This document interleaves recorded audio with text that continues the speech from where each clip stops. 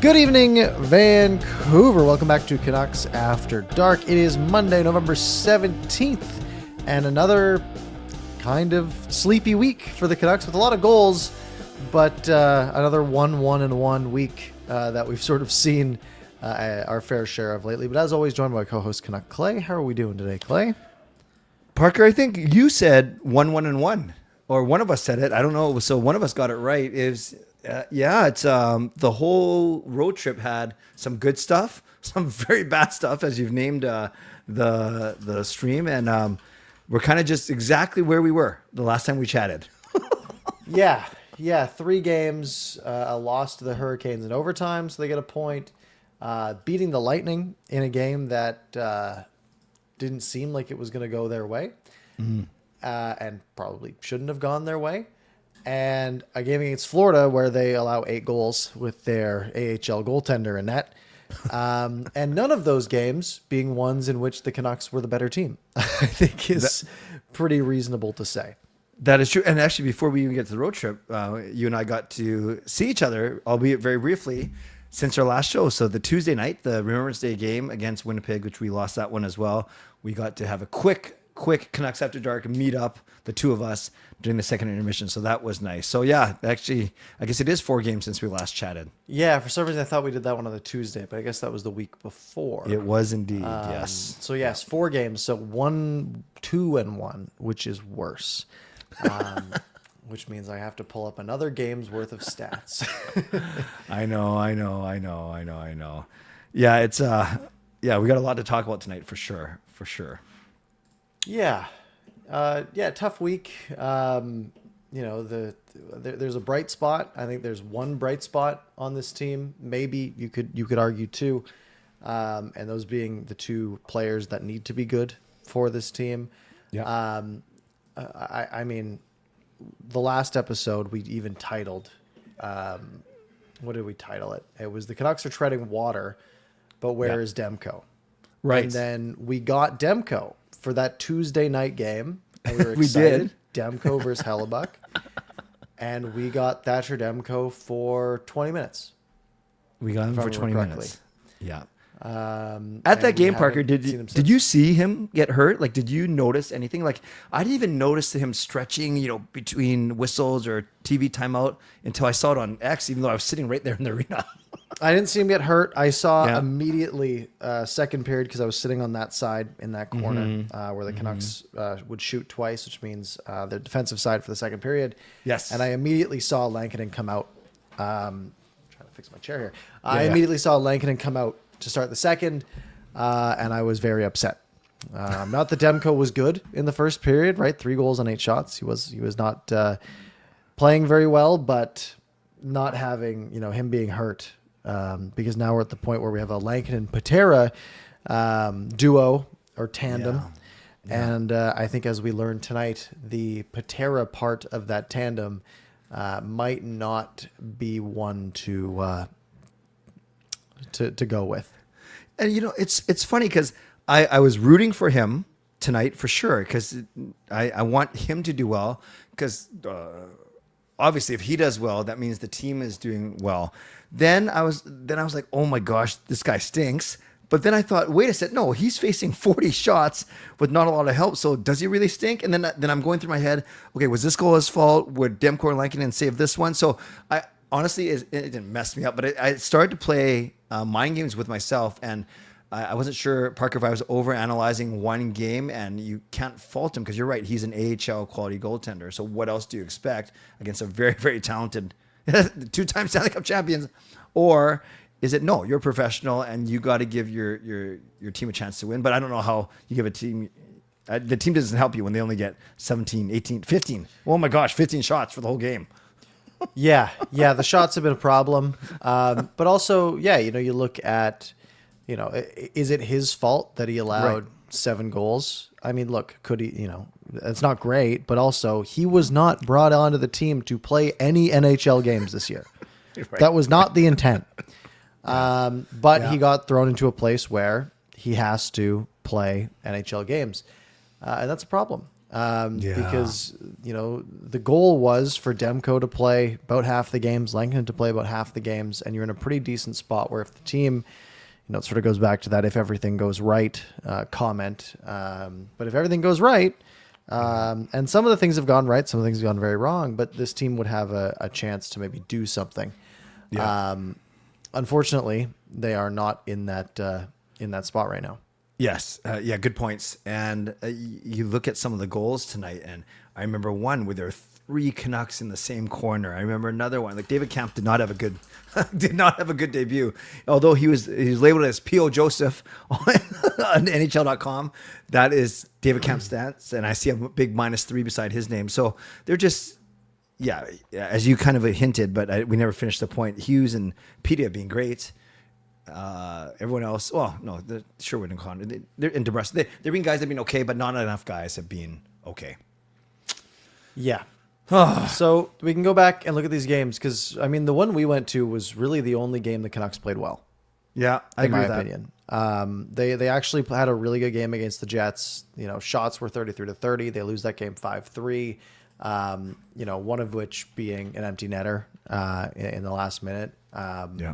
Looking analytically at all these, as I like to do, at 5-on-5, the Canucks had 61% the expected goals share. Really? In that game. You go to all situations, it goes closer to 50-50 because the power plays were very well skewed in Winnipeg's favor. They were the better team with the man advantage. But yeah, that's sort of the way she goes. Also, I guess an empty netter counts as one expected goal usually. So that skews the numbers quite a bit. So really the Canucks, 60-40 goal share in that game. And it doesn't go their way. Demko didn't play great. Lankinen played really well, but he shouldn't have had to in that game. Yeah, and this is the game we don't have to spend too much time on, but it was a 3-assist outing for Hughes. It was a 2-assist outing for PD, as we've kind of hinted. And I remember you and I were talking about it during the second intermission is even when the Canucks score on 2 of their first few shots against Connor Hellebuyck, the best goaltender in the league, by many standards, you think maybe this is our night, right? Because this is the game we went up 2-1, right? We scored 2 quick ones on them, and then... Yep. Yeah. Yeah, and you're looking at that as not even as a, hey, you have you should win this one, but like, hey, you have to take advantage of this. Yes. Right? You have a night where Hellebuyck looks mortal. Mm-hmm. You have to jump on that. Because, he had he ended the night with like a 9-10 or something. Like he was fine. But they just let their foot off the gas for a little bit, it felt like, to end the first period. 2 goals in 15 seconds that they allowed. And that is really the story of the game. Yep. No, great point.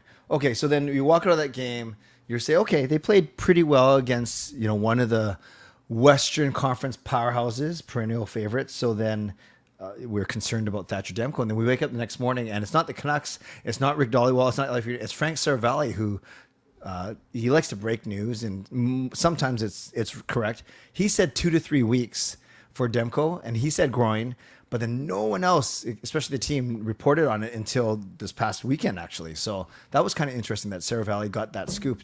In general, do you go to Frank Saravalli as one of your sources? Not usually, no. Yeah. He's, I don't know. He does feel like he's always first on the trigger on a lot of those. and I don't know that he's been right every time, is all I'll say. Yeah. So, but when I heard that, I don't want to just believe the good news that I hear. So I was happy if it is indeed 2 to 3 weeks, but then we find out later that it's week to week. 2 to 3 weeks falls into week to week, but so does 6 to 8 weeks. So who knows? Okay. And then they go on this road trip. Yep. Which we had said, right, going into the last, at the end of the last episode, or really what we talked about in the last episode was the gauntlet, right? They had the Preds, the Blackhawks, and the Blue Jackets, and they beat 2 of those teams. And then we knew they would have Avalanche, Jets, Canes, Lightning, Panthers, Stars, 6 games in a row against super hard teams. Right. They lost an OT to the Avs, and that's when we had our show. And that game against the Avs was honestly a decent one. But they lose to the Jets, a game that they should have won but didn't. And then they go into the Hurricanes, the Lightning, and the Panthers. And you look at all the metrics of that Hurricanes game where they steal a point, which is great. Thanks to Max Sasson scoring, thanks to an Elias Pettersson shorthanded goal that was an absolute gift by someone just deciding to pass it up the middle right onto his tape, which is a choice, or I guess it was a drop pass into the middle right onto his tape. Great shot, but can't put the puck there. So they force overtime, and then frankly, Pettersson makes a pretty poor play in overtime, and Carolina scores. So they steal a point, but you look at this game, and by every single metric, the Canucks got dominated. Yeah. I have never seen numbers like this on Natural Stat Trick. Uh-oh. We can go 5-on-5 overall situations, about the same. Doesn't really matter. I'm Let's bracing just myself, Parker. Let's I'm stick with breaking myself. 5-on-5 because the numbers don't change much. Shot attempts. Carolina had 87 shot attempts in this game. The Vancouver Canucks had 23. So 79% of the attempted shots were from Carolina, from a Corsi perspective. Oh my!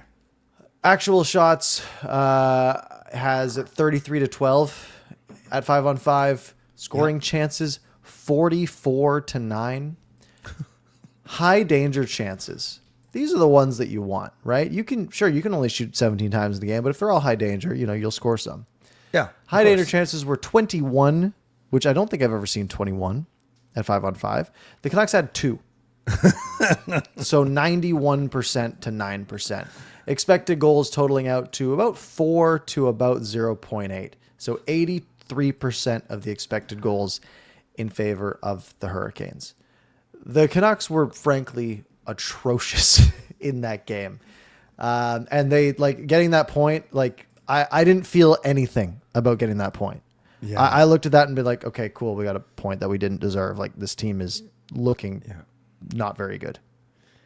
We knew, Parker, that Carolina, the reputation, even for casual fans, you hear that they shoot a lot, and that's what they do. They shoot the puck, then they go grab rebounds, they make the goalie go side to side, and deflections, tips.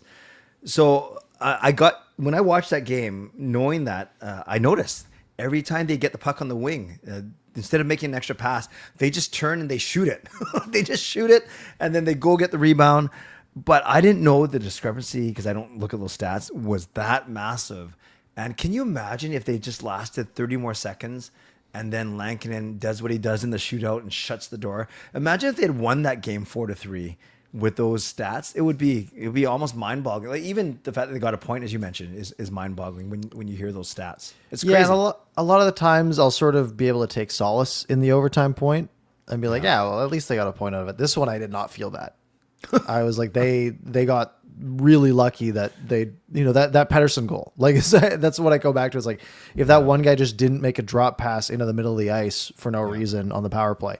But the Canucks had no right getting a point there, and it's good that they did. I'm not anti getting points, but they need to be so much better. This isn't why they lost, but it certainly didn't help. Svechnikov gave Hronek a bit of a dirty elbow, right, in the corner with a few minutes left. But enough time passed where then the spotter got to him, sends him off right before regulation ends. And guess what? We already have no Hughes for this. This one we had no Hughes, right? Yeah, and then no Hronek to start overtime. So that's not a good. That's not. I'm surprised we lasted 4.5 minutes without Hughes or Hronek. So who does that mean then? That was Myers and Marcus Pettersson. I guess so. Yeah. Wow. And look, it got a little better the next game. And this is tough because this is yesterday. It's a game that honestly I didn't really watch because I was watching football. Yeah. But again, I checked the score. It would have been probably about right around end of halftime of the Seahawks game. Yeah. So it would have been end of the first period of this Canucks Tampa Bay game. And I saw that the shots were 13-1. And you know what I did? I made the adult decision to not put the Canucks game on. That was my you know what? I'm already stressing about the Seahawks game. I'm just not going to do that to myself. Right. And look, credit to them. They played 20 abysmal minutes. Yep. Survived down 1-0 and came back and won this game. But again, like looking at all the metrics, like second period, first period, high danger chances were 12-0 in favor of Tampa Bay. Expected goals were 2-0.1. So the Canucks were very lucky to only be down 1 after 2. They should have they were as likely to have been down by 3 as be down by 1, according to the analytics. They should have been down by 2. But they, survived that. But again, like it's another game where at 5-on-5, by the end of the game, the expected goals share, like, sure, it was better in the second and third periods at 5-on-5, 0.5 to 0.3, 0.8 to 0.5, still getting outplayed. Expected goals at 5-on-5 in this game were still 3.3 to 0.9. Right? Wow. So at 5-on-5, the expected goals share in this game, and credit to the Canucks for having the better goalie, when, Tampa Bay had, who did they have in net? Who was their goalie? Johansson, Yeah. who has been not good, not very good lately. Yeah. So they picked on a backup goalie, but like it's so unsustainable. It's like, cool, you won 6-2. You analytically you should have scored 2 goals and you should have allowed 4. And that's why, like, my big concern is, sure they have injuries and sure they're like finding ways to steal points. They're still below 500 as a team, and a few points out with a few extra games back of a playoff spot, and it's still early, but they've played more games than anyone in the NHL. They're not out of it by any means, but all of the signs are pointing to this team being one of the worst in the NHL. Yes. Because they have the worst expected goals share at 5-on-5 in the NHL at like 43%. So 57% in theory of all goals at 5-on-5 would go against them. And a team that allows that is going to lose a lot more games than they win. Yeah. Parker, can you do me a favor? And by the way, I just want to highlight that this came a few minutes ago. Thank you, Servant Irvin, for proclaiming your loyalty for a whole year now. We appreciate you. So thank you, Irvin. Can you look up high danger chances total? Like you said 12 in the first period, because you said, what was it for the entire game? So high danger chances for the whole game. This is at 5-on-5 was 18-4 in favor of Tampa Bay. Yeah. And in all situations, 21-6. So this is a game where you just said Carolina also had 21. Oh my gosh. So that's a lot of high danger. That just shows you, I'm trying to make the point that how good Kevin Lankinen, we can admit that he had a bit of an uneven start. It wasn't brutal, but it wasn't last year Lankinen, but the last 2 games we have seen last year Lankinen, and wow. And then Quinn Hughes. Yeah, sorry, I was just going to say Quinn Hughes then with his 4 assists too last night. He's been vaulting up the standings of defenseman scoring, which is awesome. I love it. Yeah, if you look at goalies that have played at least 10 games, actually we don't even need to filter that. Let's say 1 game. You look at goalies that have played a single game this year. Thatcher Demko ranks 13th in goals saved above expected and has only played in 10 games. Yep. Kevin Lankinen ranks 18th in goals saved above expected. So the Canucks have had 2 top 20 goaltenders. Now, if you change that to goals saved above expected per 60, Jiri Patera is the worst in the league. That goes, those numbers down a little bit. But goals saved above expected, the Canucks have 2 top 20 goaltenders. Yep. By that metric. Yep. And they are, 8, 9, or 9, 10, and 2. So if they had league average goaltending, they would probably have a couple more losses, a few less points. And I think that's very well obvious looking at, the game against Tampa Bay, the game against Carolina, games that they got points that they didn't deserve. And you look at this game against the Panthers where they sort of hung in there, and you can look at it and be like, oh, Jiri Patera had a bad night. But so did Sergei Bobrovsky. Oh, yeah. Right? The Canucks scored 5 goals. If their goaltending was just a little bit better. In all situations, the Canucks' expected goals were 2.5. So Bobrovsky allowed 2.5 above expected. Patera allowed 4 above expected, which, different metrics for Money Puck and Natural Stat Trick. But Jiri Patera played worse than Bobrovsky. But the Panthers were still the better team in all situations, 5-on-5, everything else, right? Again, high danger chances at 5-on-5, 12-5 in favor of the Panthers. The Canucks did not get a high danger chance after the first period at 5-on-5. That's just not a way. That's not a sustainable way to win a hockey game. Yeah. And again, I just look at the shot counts, 41-15. Yeah. Like we were talking at the beginning of the season and in preseason of like, oh, Rick Tocchet's gone to the Flyers and they have the least shots of any team. I wouldn't be surprised if the Canucks are up there right now because they are not producing anything, right? Like if we look at all of these games from this last week, so we'll look at 4 games. The Jets, they had 30, which is great. Against Carolina, they had 17. Against Tampa, they had 18. And against Florida, they had 15. So they're averaging in those last 3 games under 17 shots a game. I just don't see how you can have a team that is expected to like turn the ship around. It's like, oh, a few injuries and they're back. But like, I just don't see it at this point. You're right. And you're averaging, simple math here, if you're averaging 17 shots a game and a good shooting percentage is 10 or 12%, you're scoring fewer than 2 goals, less than 2 goals a game. You're not going to win anything doing that. And it's one thing if those were all high danger, but they're not, right? Yeah, That's the problem. Oh, Matt, there's a part after we scored our 3rd goal, Parker, I took a screenshot and I said, look, we have 3 goals on 6 shots. That's great shooting percentage. Shoot more, get more shots. And it's not like, Tampa, Adam Foote even made a point of saying this. Tampa, we know they play that infamous 1-1-3 system.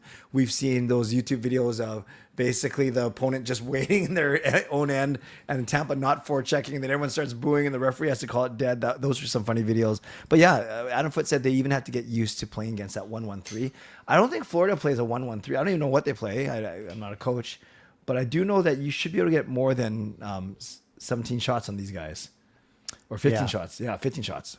Yeah, and just looking at like overall stats, right? Again, like you look at points and the Canucks are technically 24th in the league. Now, they've played more games than anyone. So point percentage, they are 27th. So 6th worst in the NHL. And again, you can look at 9, 10, and 2 and be like, oh, they're a game off of 500. That's not terrible. Yeah. Quarter of the way through the season, right? We always have this, there's a benchmark that we talk about, American Thanksgiving. Yep. Most teams don't play 21 games by American Thanksgiving, but this condensed schedule that's, so we're sort of at that point already of where things get iffy. But just looking at every number, right? Corsi 4 percentage, again at 5-on-5. Canucks are 3rd worst at 44.67. And that's only half a percentage worse than San Jose. Yep. Shots on goal, 2nd worst when it comes to percentage, right? The Canucks have 400 shots. They've had 509 shots against. So 100 shots more than, and again, this is just at 5-on-5. Expected goals from natural stat trick, the Canucks are at 44%, which is 3rd worst in the NHL. Money Puck has them at, let's go expected goals, at 42.78%, which is dead last by a whole percentage point. So every single statistic, high danger chances for, Canucks are 3rd worst in the NHL. PDO, they're doing okay. But that's about it. So I have a question for you then. And thank you, Lanky, for becoming a new member of Canucks After Dark. We appreciate you.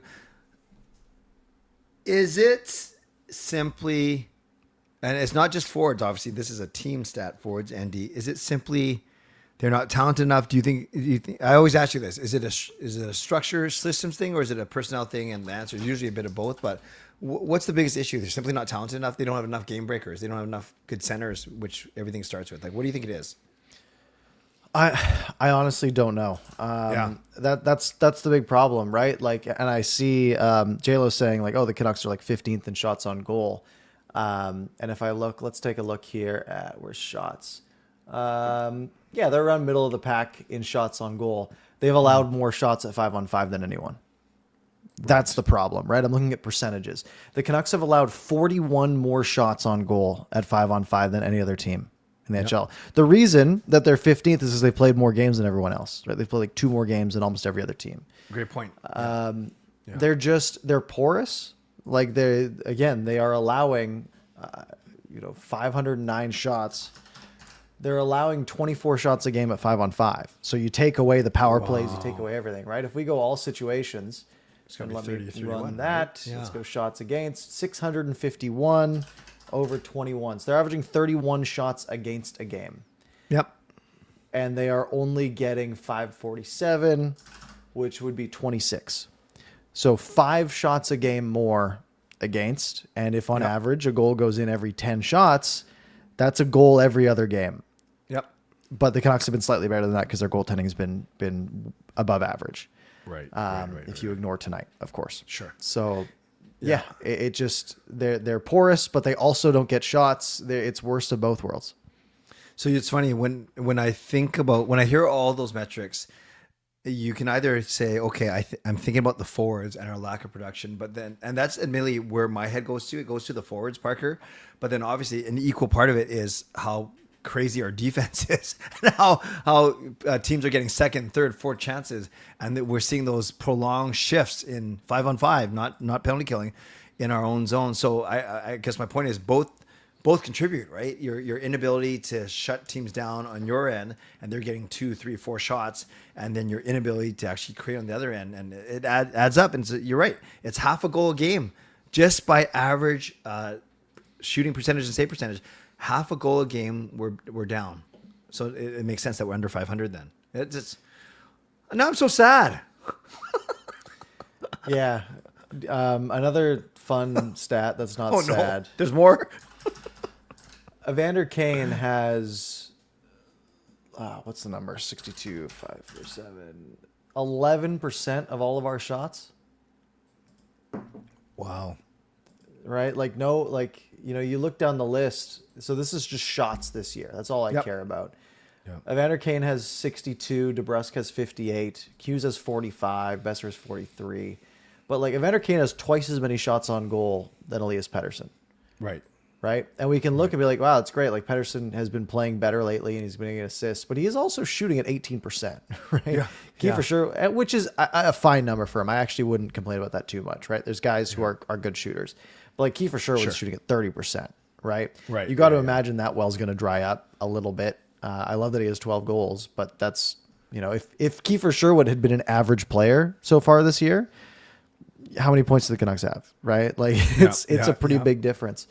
So I'm trying to see where the improvements can come from, and that's what's really tough. Because like, you know, when Mackenzie McEachern's one of the bright spots this week, it gets a little bit tricky, right? And Hughes has been on and off. He's had some really good moments, and Pettersson looks like he's on the upswing. But yeah, this team doesn't really have offense, right? Where, you know, they don't have the center depth, which we've talked about. And instead of going for a Pius Suter, they went and got Evander Kane.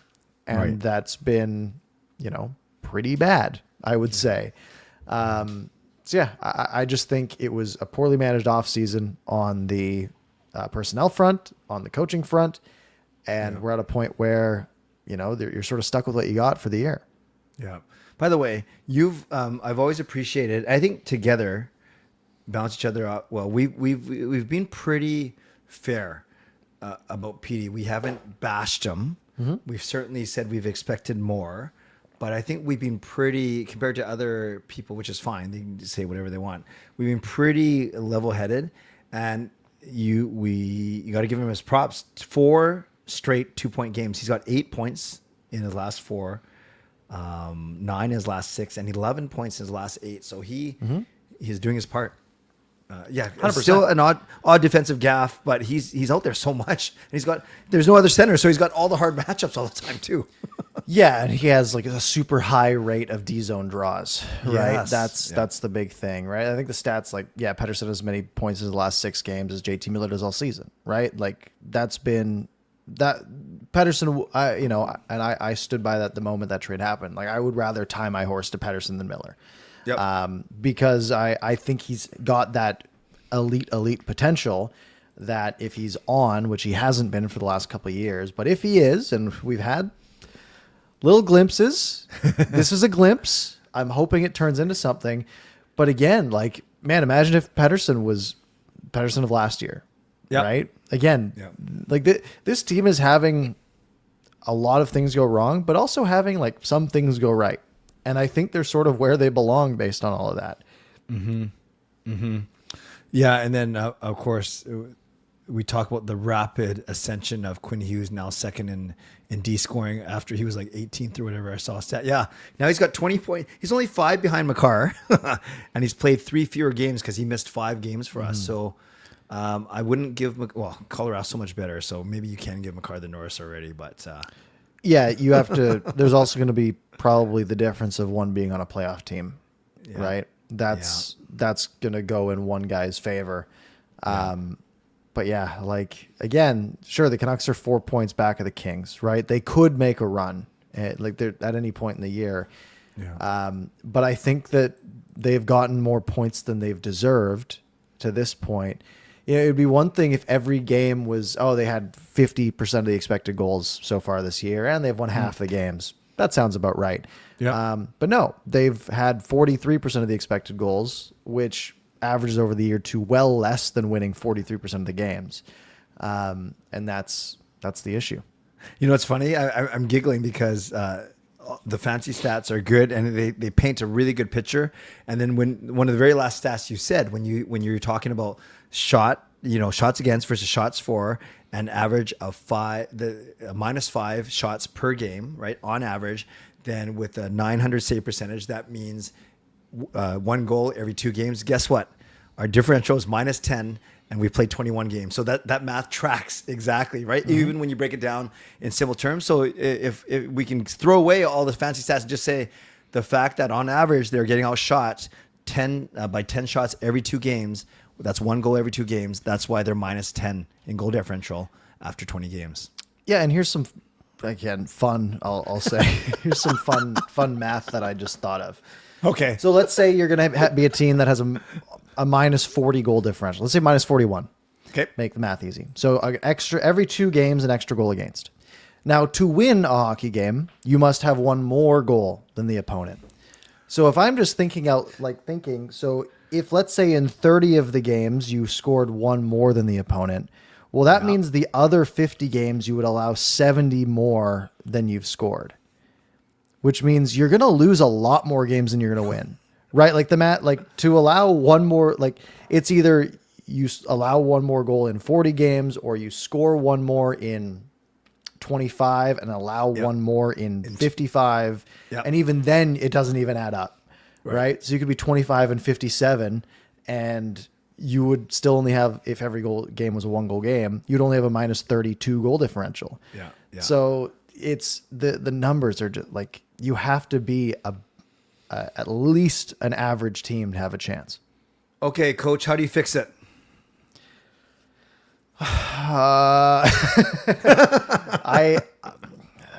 It's really tough because it's so hard to do in season.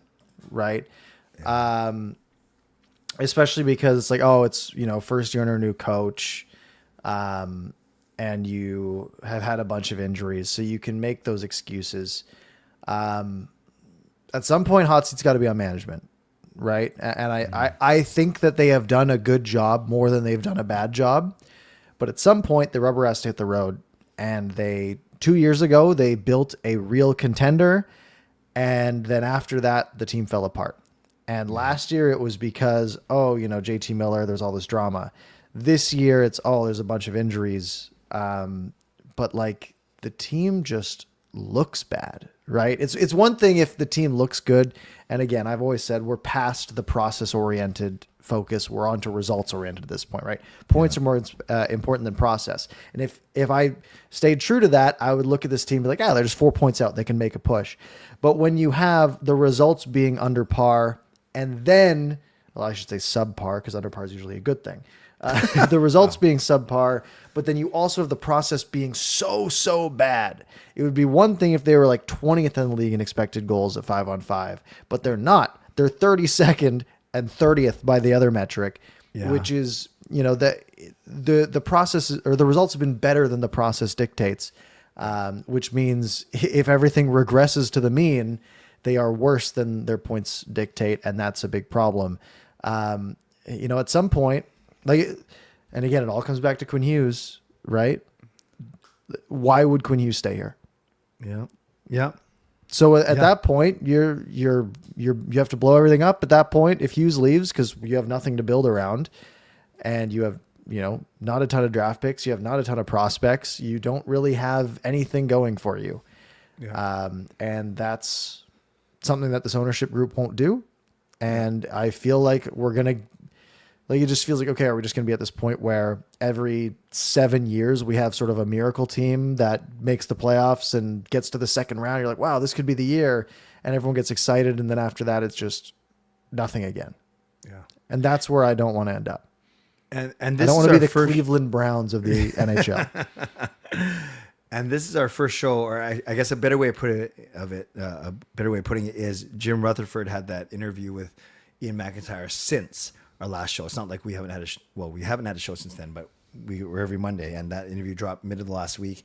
And one of the things he said when they were talking about the whole Quinn Hughes thing is he said we could bring in a bunch of guys and still not make the playoffs. Like, he actually said that. He said we could try and convince Quinn Hughes to stay and make a run and still not make it. And then the very next sentence he was talking about maybe we can win the lottery. Like, it was just so weird. I don't know if we're gonna get into it later, but yeah, I'm just trying to further your point of a lot of this season. The biggest narrative overarching is the future of Quinn Hughes.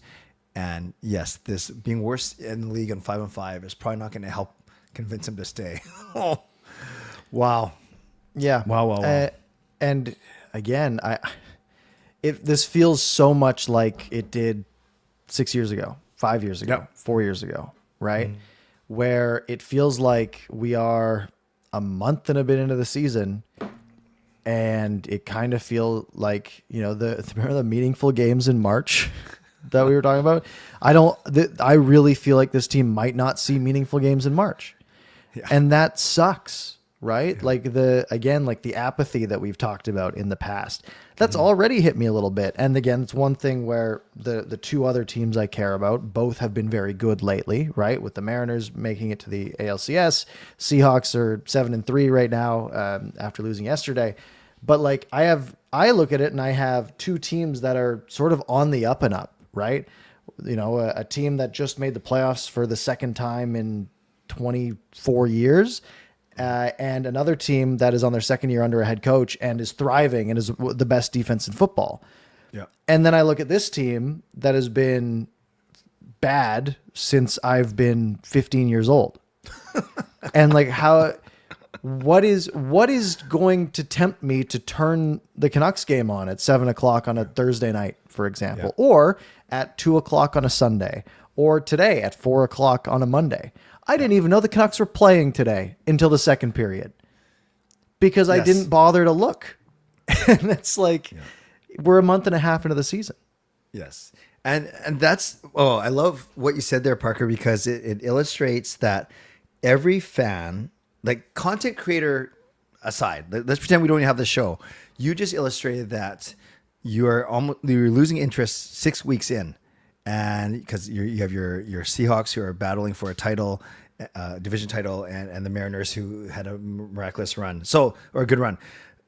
And that's your fandom. Like, you kind of express it and you kind of gauge it by, am I invested? Am I going to watch? Do I remember that they're playing on a Sunday afternoon? I love all those points. I sit here and I say, as a season ticket holder of 15 years, by choice, I invest a lot of time, energy, and money into this team, and no one's forcing me to do that. I always say this, Parker, I choose to do it regardless of a YouTube channel and a couple shows or not, and that's my choice. That's how I choose to. But there's going to be a point in time, maybe as early as next year, where I'm going to say, does this make sense? Did this couple $1,000s a year or whatever that I'm spending, is that worth it? Because am I deriving enough joy, hope? Is this worth it, really? And however you gauge that. So here we have two different perspectives, and then every single fan has their own perspective. But I think the biggest concern I have is, that exactly what you said. By Thanksgiving, American Thanksgiving, we'll have to play 3 more games, right? We got Dallas, Calgary, and then the first game of the road trip. So by American Thanksgiving, on the last Thursday of the month, we'll have played 24 of our 82 games, exactly 1/3. No, not exactly 1/3, just less than 1/3 of our season, but over a quarter. You're right. And a compressed schedule, that's nuts. So we're gonna have I think we have a good gauge now, but we're gonna have a really good gauge with that stat you said. 75% of teams that are above the bar at the American Thanksgiving end up making the playoffs. That means 25% changes, but you'd rather be the majority, right? Yeah, yeah. And look, like, I've been someone who I've watched the vast majority of Canucks games since I was 4 or 5 years old, right? Yeah. I had a bit of a lull in 2014, 2015, 2016, sort of around there. But that was high school. But now I'm at the point where it's I interface with a lot of people I play hockey with, and just normal people in the world, right? Because we sort of have, and I think being off of social media has helped a lot with this, because I would be on game threads, and I'd be on Twitter and all this stuff, and I'd get this immediate feedback of everyone's thoughts on every single thing. And now that I don't get that anymore, what I do get is being on the phone with my dad and him being like, man, the Canucks really suck, eh? I watched 2 games, they look terrible. I'm just not going to watch them this year. That's the normal person out in the world, right? When this team is good, they'll follow and they'll watch, fairly religiously, but they, when the team is bad, they decide, I've got better things to do. Yeah. We are in this sort of bubble, and with the people that are in the comments here, watching a show on a Monday at 10 p.m., 3.5 hours after the game ended, these are people who genuinely care a lot and are diehard fans. But the normal person walking around, again, I had hockey tonight at 7:30, and we're in the dressing room before the game, and one guy goes, man, did you watch that crazy Canucks game tonight? And I was like, yeah, I watched a bit of it. And then everyone else was kind of like, nah, not really. And that's a group where more than half of the guys in there are Canucks fans, if they had to pick a team.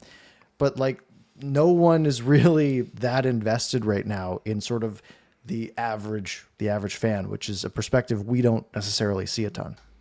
Oh, that's such a good point. And I actually, where I thought you were going, where you started to go that way, I also heard a take on, I think it was Patrick Johnson with Harrison Price, and they were saying that when Rutherford and Alvin speak, it's only the hardcores, the vocal, very vocal minority on X, as you mentioned, or on YouTube or on our shows, who are smart, hardcore fans who get into the minutia. But the majority of fans who are not as loud, they want to go to a game to be entertained, and they might not even know about Quinn Hughes' contract situation. They might not. Mm-hmm. So their point was that there's tricky push-pull, tug-of-war between the minorities, the vocal minority who's hardcore and who understands everything, salary cap, advanced stats, blah, blah, blah. But they are the minority. And then when Alvin is talking, especially when Jim Rutherford is talking, that he's talking to the general fan. And so I'm not sure where I'm going with this, but I guess making my point is we have a very select niche. I think we have a niche audience here, and it's a great audience because everyone watching is generally very knowledgeable and want the team to win, but they probably know more than the average fan. You see what I mean? Absolutely. Yeah. And that's what I'm good. That's sort of what I'm sort of looking forward to at Christmas time, because I'm going to have all of my family asking because they know I do this, and they're like, what are the, why aren't the Canucks playing well? Is a question I've gotten at Thanksgiving or at Christmas dinner, all but one of the last 5 years. It's usually, why aren't the Canucks playing well? And it's usually my grandfather and he is as invested and involved as I am. And we're sort of talking through it, and everyone else is well, they've just been bad for so long. Why? That's what the average person thinks, right? They don't see sort of the daily struggle. And it's, those people tune out really quickly. And the people like us, it takes more. But also I'm not at the point where I'm prioritizing, watching the Canucks, right? If I have something else going on, I'll go do that. Even going to the game on Tuesday, right? I was given those tickets, which was, I was very thankful for, and they were great seats. But I asked a group of my friends, and we were all sort of looking at it as oh, it's a chance for us to all go hang out together. Not I'm really excited to go watch the Canucks play. Right. And it's a trek, right? It's a drive to the SkyTrain and a SkyTrain down, and it's expensive because food's expensive.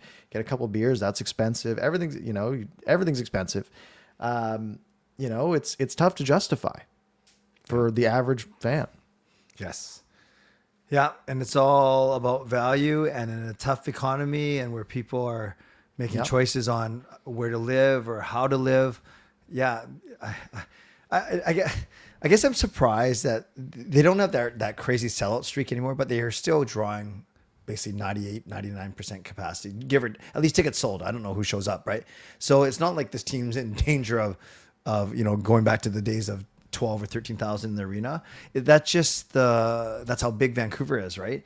But as I've seen a couple people mention in the chat, there are some other options now. Like the Whitecaps, the Lions had a really good run. The Rise just won a championship. We got the PWHL team starting. So interesting time for Vancouver sports right now, for sure. For sure. Yeah, and I have a few buddies, again, at hockey. We were talking about this after the game. I've got a handful of my buddies are all going to the PWHL game this weekend. And they're all like, yeah, it's $50 for really good seats and it's $5 beers and we're going to go have a great time. None of them have been to a Canucks game in years, right? Because the PWH team, like the roster looks stacked for one, but also like it's affordable and let's go have a good time and we're not going to break the bank, right? It's why a lot of my buddies go to like Vancouver Canadians games during the summer because it's cheap and it's a good time. But to go to a Canucks game, it's like I got those tickets for free and I probably spent $100 that night. Right. Yeah. Like, we got dinner before, we got a quick bite after, the train, like, 2 beers is $40, right? Like it's absurd. So yeah, I can see why people aren't necessarily making that trek. Sure. And it's easy. And I've seen it in the chat tonight. It's easy to say, well, then don't buy tickets, don't support the sponsors. And on one hand, I say, no, that makes sense. You talk with your money, your wallet. But then I do think that the city, go back to my first point, is the city is so big. There's someone else is going to be there to scoop up their tickets. Might not be a wait list that there used to be a decade ago, but that's a huge a mindset shift for not just one person or not just a dozen people or not just 100 people, but that's got to be a massive shift. And until that happens, maybe Aquilini won't be. It's not so much Rutherford and Alvin. Rutherford says, Aquilini says, do whatever you want. So I don't know. I think I guess the point is the problems stem much, much higher than the 18, 20 guys we see trying hard on the ice. And that's what it comes back to for me, Parker. Like I want Patera to do well. I want Evander Kane to do well only because he's on this team. I want Hughes and PD to do well. I want this team to do well.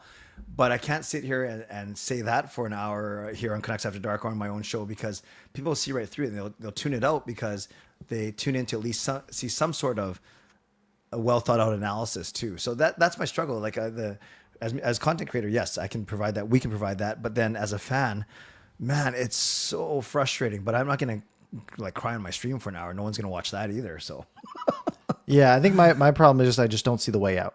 Yeah, because like. It's either you make a bunch of moves right now, and that's probably, you're paying out the nose for a good centerman, maybe another winger, probably a goaltender as well, right? Because is Demko going to play more than 25 games this year, right? We don't know because he seems to get hurt at every possible juncture. So you would need to pay out the nose for a center, out the nose for a goaltender, probably another scoring winger. And so you've paid all this capital, and are you firing the coach too? 20 games in, you're a brand new coach. Like, does Adam Foote feel like the answer to you? Like, not for me, frankly. Yeah. So, we're at it's either you pull the emergency cord now and you start doing a bunch of stuff, or you say, okay, well, what's our alternative? Is our alternative to look 3 years ahead? That's not a fun situation either, because then we're in for 3 years of bad hockey. And we've just had so many years of bad hockey. And it's just frustrating. Yeah. Good thing it gets a lot easier because we're playing against the wimpy Dallas Stars on Thursday. Yeah. Hey, you can get tickets for lower bowl for $80. Are you serious? That's US dollars, but yeah. So $100. For lower bowl, get in the door for $55 US. Like, that's a pretty marquee matchup, but it's it's weird. You've seen this too. When the Canucks do their ticket pricing, like for Toronto, Edmonton, Montreal, they'll obviously go for, but oftentimes it's based on day of the week and time of the year. Like I would think that this is a marquee game. No, it's classified as quote regular, like the lowest tier, where you have the Philadelphia on December 30th because it's not because it's talking, but because it's December 30th over the holidays. Christmas. Exactly. It's so crazy. Yeah, like the Sharks game ahead of that is the most expensive game that I see here, other than like the Oilers and the Leafs. Interesting. But yeah, it's it's crazy. Wow, look at that. We didn't have to break down any goals or any we did stats, but last 20 minutes has just been a therapy session. Thank you, Parker. Yeah. Yeah. By the way, did you win tonight? No. Oh, okay. No, we lost 4-3. How'd you do? 1 goal, 1 assist. Felt fine. So you're Quinn Hughes of your team, basically. I played center today. So. Okay, that's PD-like stats. That's good. That's sure. You're PD or you're Quinn, or you're one of the two. Probably won like 45% of the faceoffs. Did you see? By the way, I asked you as a hockey player, as a center.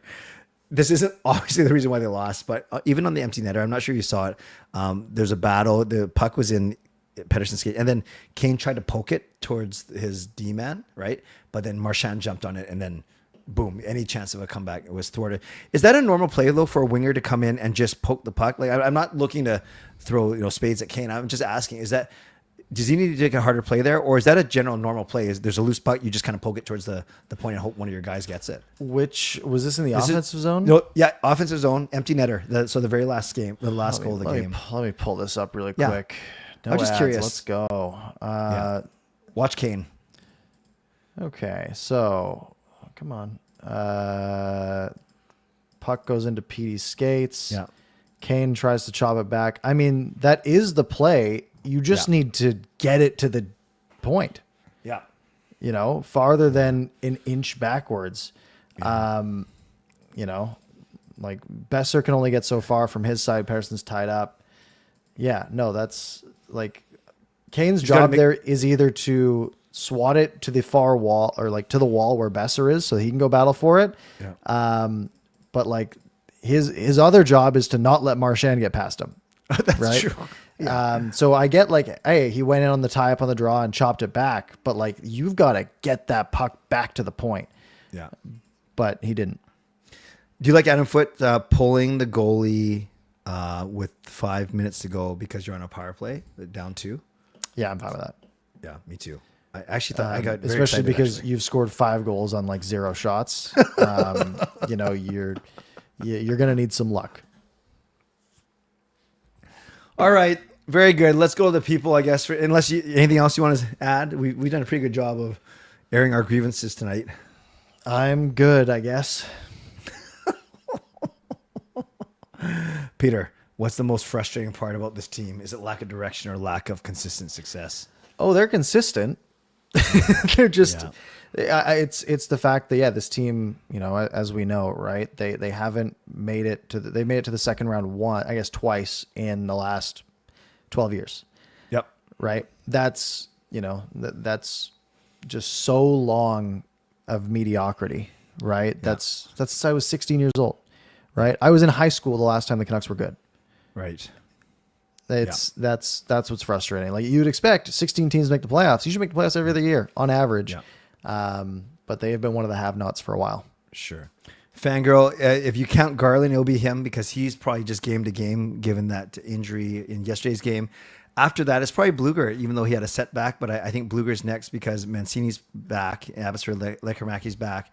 I think it's Bluger, then Demko, then probably Hoglander, and then Hito. But then, and who knows where Forbert is because we don't hear anything about him anymore. It's crazy. They've gone like completely radio silent on Forbert. Yeah.